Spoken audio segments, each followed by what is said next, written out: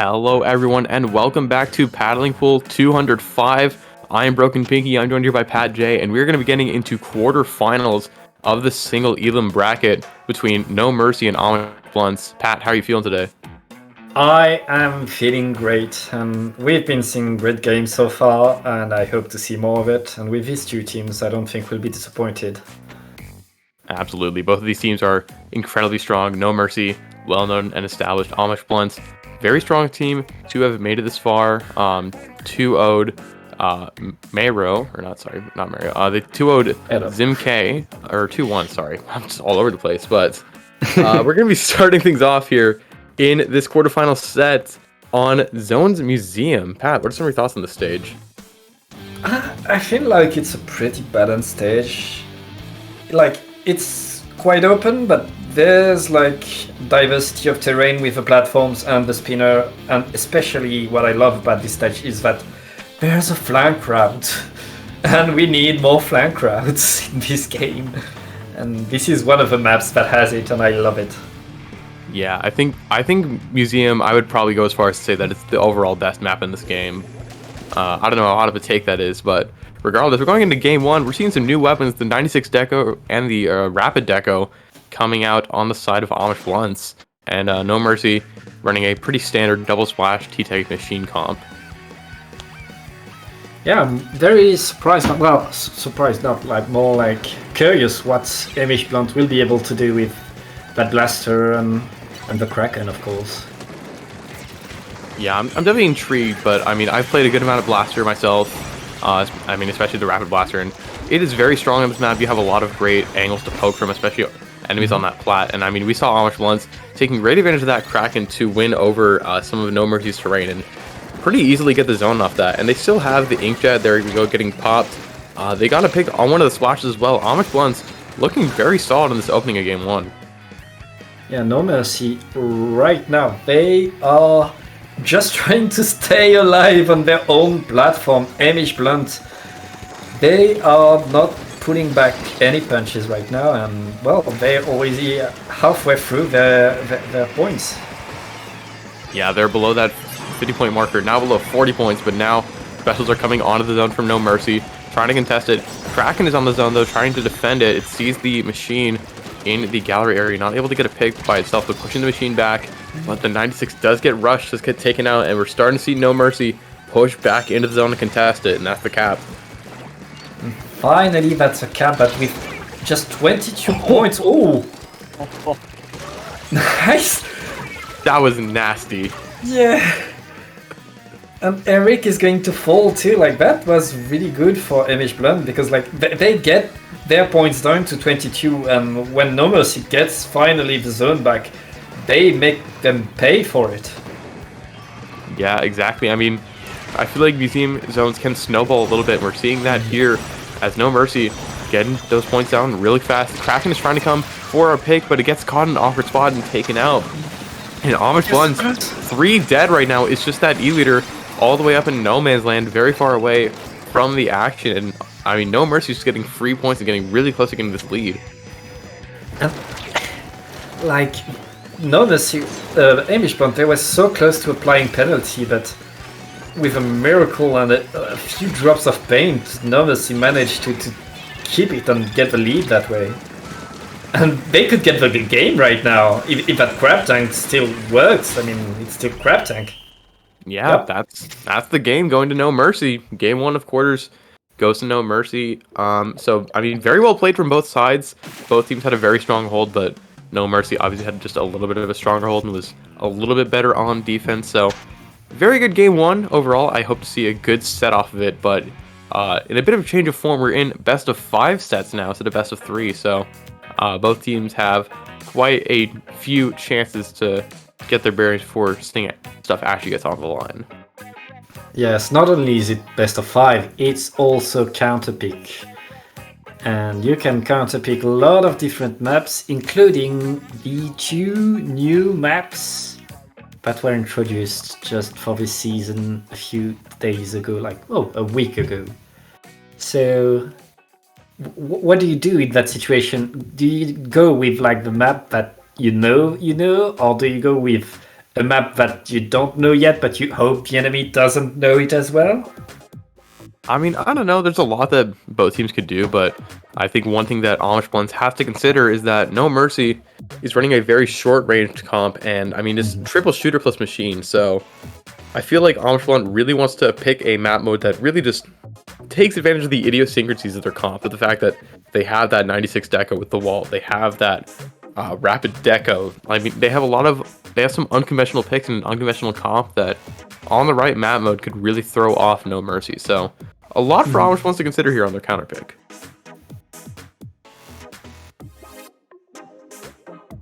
We are still waiting on the teams. Waiting with bated breath. And where this, it will be TC on Mako Mart. I guess we go with the map that we know how to play on.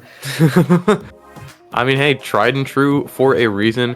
A very solid map in Splatoon 2, still a solid map in Splatoon 3. I'm very interested to see what Amish Blunts is going to do with their comp. I would imagine they might want to change some stuff around because, I don't know, maybe they want to adopt a machine or a tri-slash or something of the sort. But Pat, do you have any sort of ideas on what we're going to see here? I think what you don't want to change is the 96, because Kraken on the tower is broken right now. Like, use it. You'll have a good 96 player, like, do it. It's just 3 points, and especially with that first checkpoint, it's so hard to get sometimes if you just have a Kraken. That's a free checkpoint, and that is so powerful on this map mode. Absolutely. I mean, Kraken, I don't know how many people in this chat, and I guess, I don't know, Pat, if you played Splatoon 1, but I played Splatoon 1, and I went on record saying that I prefer fighting Kraken in Splatoon 1 than in this game, because it was easier to launch, and it did not last nearly as long. Yeah, I don't know why. Like, I've never played Splatoon 1, but everybody tells me just shoot the Kraken and you push it back. But when it's charging, I feel like I'm not pushing it at all. And I just die. Yeah, no, it was way, way easier to push the Kraken back in Splatoon 1. And in this game, it's, I mean, like, as you said, it jumps a bunch. If you jump with it a bunch or if you charge with it, it's just kind of, it's really hard to move. And I mean, that's basically, what, 15 free points on the tower push? It's a little insane. Yeah, as a Splatoon 2 player, this feels more like a baller, but unfair. I mean, there was a point in Splatoon 2 where baller was actually unfair, and I mean, it looks like that Kraken is staying for Amish Blunts as we head into Game 2. Triple splash on the side of No Mercy, one of them being that Splash Neo that just got those Suction Bomb and Tri-Strike in the recent update. And we see the the ZNF Charger from Amish Blunts as well. Yeah, Amish Blunt, 3 of their weapons are weapons that were introduced a week ago. So, like, you have to develop your whole team strategy against those 3 new weapons and a splash, because you need to have a splash. This is Splatoon we're talking about, you need a splash. Yeah. It's Splatoon 3. It's still the same video game. The world goes round, Splash is still good, and I mean, not, but the Neo Splash that just got introduced does not have the crab, but it seems like No Mercy really enjoys having Tri-Strikes, and I mean, that Suction Bomb kill is going to help, and it looks like No Mercy starting to get control of this tower, but neither team has been able to develop a significant advantage yet. Looks like they're going to try, but Kraken is going to be here by the first checkpoint and just force all of No Mercy off that tower. Kraken can do so much on such a small map with the tower to just simply deny and then take space. And now it's on Amish Plan to finally get the checkpoint one and try to go through it, but the Tri-Strike are going to put a stop to that, I guess. Yeah, not quite able to get to that first checkpoint. Both of these teams really struggling to get a push started on this game right now. We just see I see Eric just trying to desperately survive the Kraken Inkjet onslaught. Stays alive for a while, but does eventually go down, and that's going to give Amish Blunts their first checkpoint here. And I mean, they're still moving this tower along. The splatter scope is on that tower, gets forced up by the Booyah Bomb, but a push to 49 is pretty solid considering the pace of this game so far. So far, it has been pretty much the only push, because like getting the tower to the checkpoint is really not the hard part of it. And No Mercy, who have been so good this tournament, who are like they're usually so good in this tournament every time they come. They're on the back foot, and well, I spoke a bit too soon. Now they have big advantage, and they should be able to at least get to the checkpoint and manage to get a push. Yeah, commentator's curse right as No Mercy goes up 4-1, and I mean this machine, Knaves, has just been positioning under this platform. That spotter scope's going to be dead, and Knaves is still holding fourth. That Rapid is dead as well. Kraken's on the tower right now, but it only has such a long duration, able to get the pick on the machine. The 96 is still there though, and I mean, yeah, that's just the power of Kraken. You see it, and it just commands so much respect because you can't ignore it. You can't, and like you have to dedicate all 4 of your team members to just trying to dodge it. But No Mercy able to dodge it fine, able to get that lead from Amish Blunts, and they're still pushing towards that second checkpoint right now. Still pushing, and the blaster with the jetpack should be able to at least create a distraction. Jetpack from behind the tower, that gives your team the opportunity to shoot a lot, and that should give it for Amish Blunt finally some breathing space after that monstrous attack by No Mercy. Yeah, No Mercy got it down to 36. I mean, true to their name, they don't really let up very easily. They just want to keep attacking and keep pushing. And I mean, they're really good at it, and they have the lead right now. And Amish Blunts only has a minute and 30 seconds left to respond, and that 96 used the Kraken pretty early, didn't really get a lot of value off of it. And all of a sudden, Amish Blunts are 3 dead. There's 2 left for No Mercy. And the 96 is, I mean, right now in the corner, able to get a trade, but that's still a lot of mid going in the favor of No Mercy right now. And Amish Blunts is starting to run out of time. Yes, with 1 minute left, No Mercy, they don't even need to push the tower right now. They just need to deny that space in the middle of the map. And they have the tools to do it. Just delay, get your booyah boom, get your crab, and that's it.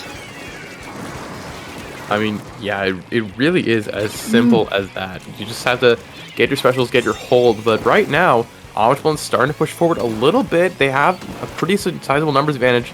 They're pushing by the plat though, and their crab gets taken out very early. Kraken popped early and goes down as well. Only 30 seconds left in this game for Amish Blunts to get down to 35, and they're just pushed so far back. It's just the Charger alive, gets rushed on the stack, and I mean, this is looking rough for Amish Blunts right now.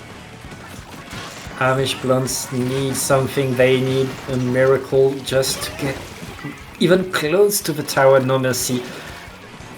Well, that's their name. They're not gonna leave you with any shot at winning that. And with a tri-strike, I guess that's the game. Yeah, that's going to be game and match for No Mercy. Now up 2-0 up against Amish Blunts, which, I mean, winning on your opponent's counterpick is just so strong for your own mental, because Amish Blunts picked the stage and they still could not quite get the win here, and now Mercy poised to be moving on to semifinals up 2-0. Only has to win 1 more of the next potentially 3 games. Amish Blunt, they need to win 3 games in a row against a team that has been commanding against them so far. But first they need to pick the map mode where, like, it's not just they need to win, they need a bounce mentally, they need to reset the clock, they need to get things back up. And because, like, when you're back against the wall like that, it's not just how many points you're behind, it's mentally how much you have to get back just to think, I can win and I'm going to do it. Absolutely. Yeah. I mean, it's absolutely a mental battle, but even mechanically, it's rough for Amish Blunts because they have to not only win on their own counterpick, but even if they make it that far, they have to win on 2 of Mercy's counterpicks back to back to take the set and to stay in the tournament, which is just such a tall task for them right now. And I mean, you're right, Pat. They do need to reset. They do need to collect their mentals a bit, because the road ahead for this set is not looking good for them if they can't, if they can't win this, because for Amish Blunts, this is their final frontier. For sure, and right now you need to rethink to yourself, like, 1 game at a time. We need a map mode where we win, and that's it, and we only think about that game. And I guess this is going to tower control on Sturgeon Shipyard. Yeah, tower control Sturgeon is definitely an interesting one. It's pretty obvious that Amish Blunts really likes tower control. Their comp is pretty built around it. Rapid Blaster obviously excels most in tower control. 96 Deco excels most in tower control. Those are just the best most of those weapons, and you can get a charger on the tower pretty easily and pretty safely. But I don't know, No Mercy has just, their comp is very versatile with everything they can do, because I mean, it's 3 shooters in a machine. We know that there's really no map that's bad for that. So I don't know. It's going to be an interesting game 3 for sure. But game 3, match point in favor of No Mercy. Let's see what happens. And we see the E-liter on the side of Amish Blunt. Extra range that allows you to shoot from snipe to snipe. That's something you want, but no change in comp for No Mercy. It's working. Why would they change it so far? Yeah, it's definitely been working for them really well. They stick with this triple splash as well. Already has the tri-strikes on the deck. Crab comes out, other crab is charged. All the crabs are charged right now. 96 has that Kraken, but not really in a great spot to pop it just yet. Trying to just set up on this left side, defend this tower. That's going to be the tower in control of No Mercy right now. 96 forced to pop Kraken in a very awkward spot. That could be powerful. Kraken only gets 1 pick, however. But right now, Amish Blunt, they are in control of the tower and they have points on the board. They could get checkpoint 1 of this unless there's a Booyah Bomb that's thrown at their face. Yeah, Booyah Bomb is going to stall things for a little bit, but this leader's trying to find some picks. But all these teams trying to find some picks. They're at checkpoint 1 once again. That's the pick on the machine, which is the biggest threat to their push right now. But tri-strikes are coming on the tower from the splash, trying to space it out a little bit to stall this checkpoint all the way down. Leader is still on tower. They're very close to breaking this checkpoint, and Amish Blunt able to break that checkpoint finally. And I mean, that's pretty big advantage on this map right now.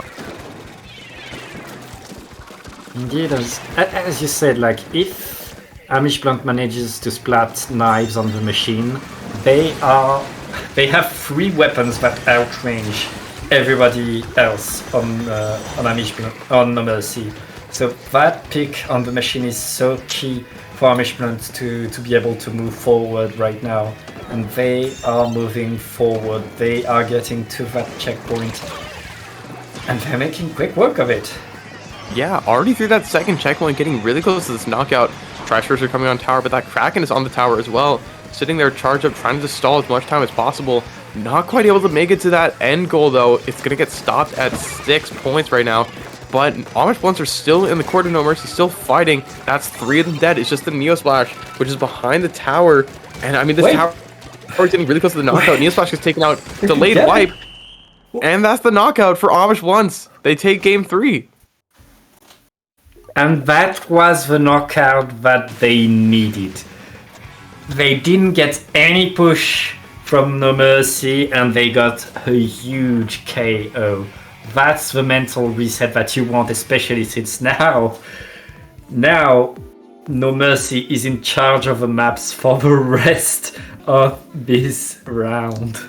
Yeah, exactly. That's the mental reset you need, because I mean, now you have a tall task ahead of you. You're up against No Mercy, who's, I mean, very strong team, #1 seed in Splatoon Advanced Circuit for those of you that know it. And I mean, they right away know their counterpick. They're going Rainmaker Mincemeat because they know that they know that Amish Blunts' team is very designed around tower control. So they're saying, how about we throw this at you? And that counter pick was instant. The moment they knew. They got back into the lobby and they selected it without a single hesitation. Like, they knew exactly what they wanted. Yeah, they knew exactly what they wanted to do. They knew the plan. They said, all right, we're just going to take you guys to Rainmaker because we don't think y'all can do it on Rainmaker. And I would imagine that No Mercy feels very comfortable on Rainmaker Mincemeat.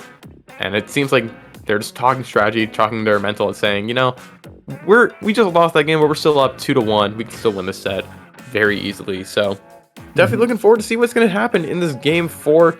Definitely excited to see how Amish Blunts responds to this counterpick and how No Mercy plans to play on their own counterpick for once. Yeah, and I'm pretty surprised that the Blunts pretty much checkmarked immediately after the map mode was selected, as if like their comps so far doesn't look very Rainmaker-y. But like, did they change it super fast, or are they gonna keep the same? I don't know, but regardless, we're going on to game 4. It is still match point in favor of No Mercy. The comp is the same. They're sticking with it. Same comp. And the T-Tech is back instead of the Neo Splash for No Mercy, but effectively the same comp.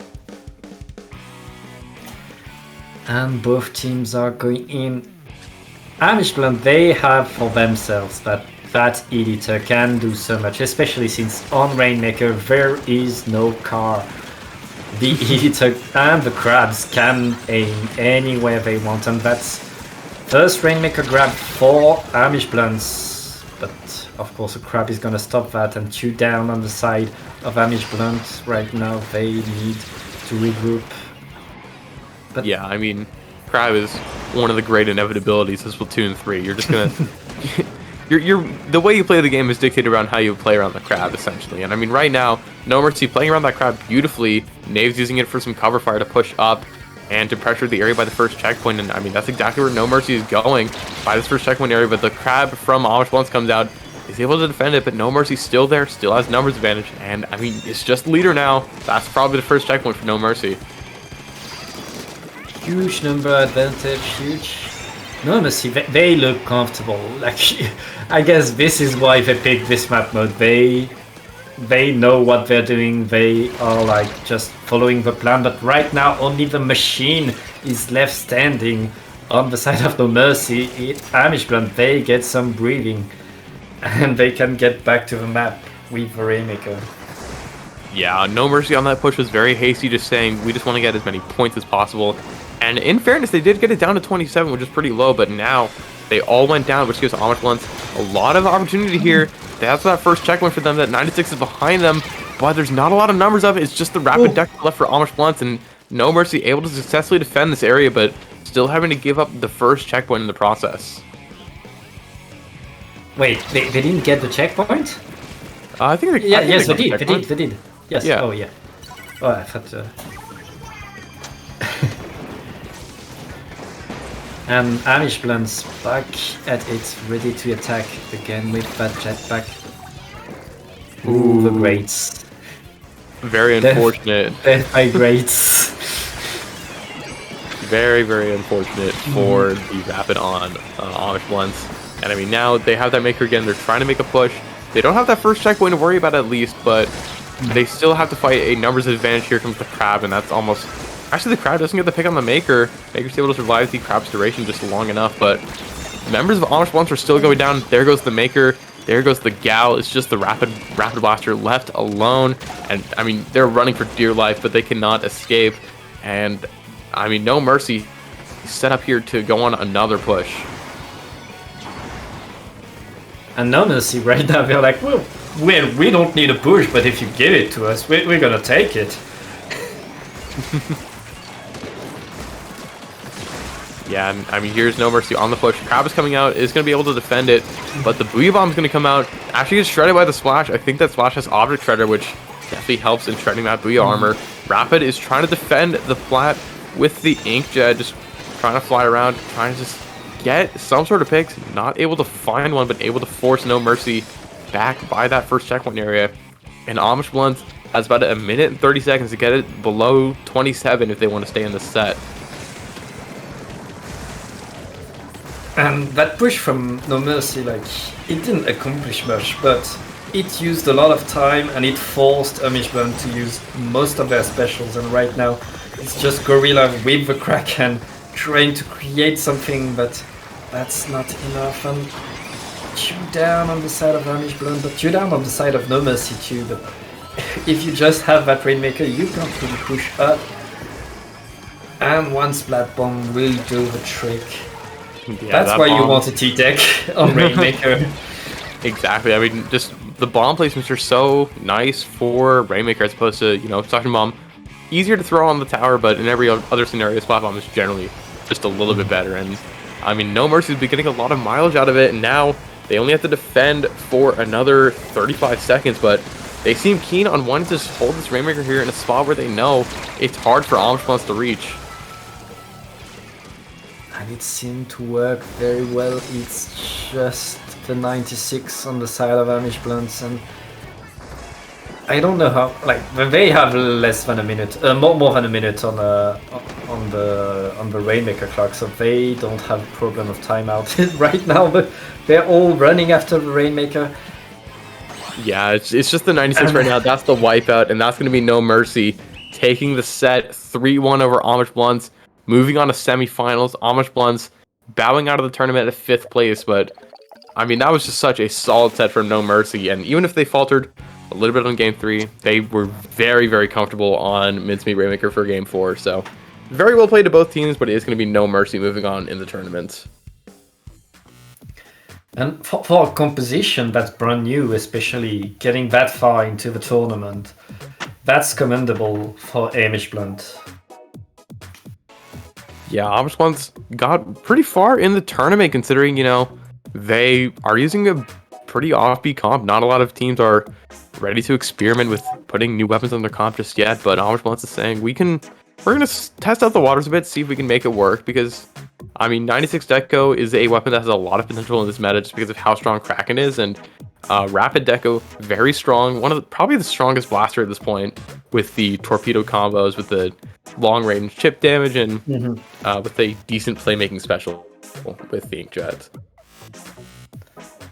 So No Mercy will make it to semi-finals, where they will meet Hurlos, the top seed. And we will see you after this short break to see probably the other semi-finals.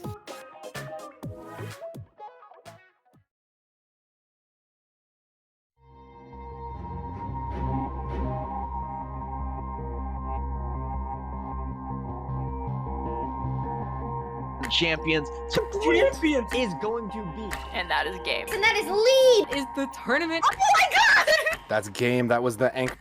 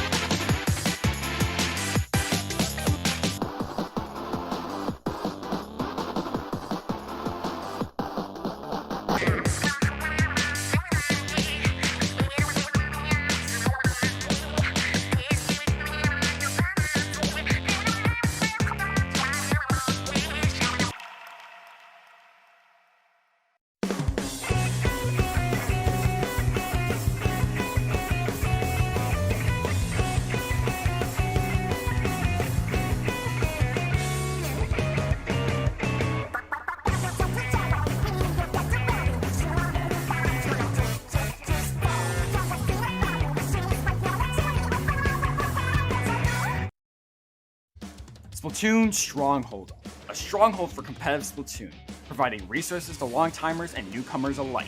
If you're new to the competitive scene or still figuring out how to join, we have a getting started guide and plenty of other resources to help you in your journey.